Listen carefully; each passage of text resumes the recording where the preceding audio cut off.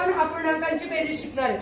बघा, जेव्हा या छेद समान असतो, बरोबर, याला आपण छेद म्हणतो, याला आपण अंश म्हणतो, बरोबर।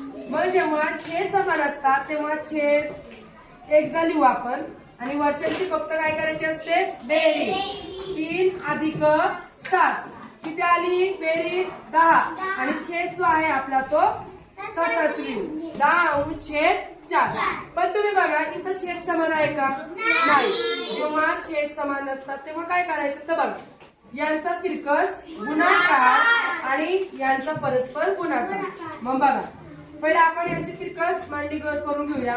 3 गुणिले 7 अधिक 11 गुणिले 8 आणि खाली जो छेद आहे त्यांचा पण परस्पर गुणाकार। मग आता यांची आपण बेरीज करूया। 7 21 अधिक 11 88 आणि 8 7 56। आता यांची बेरीज करूया परत।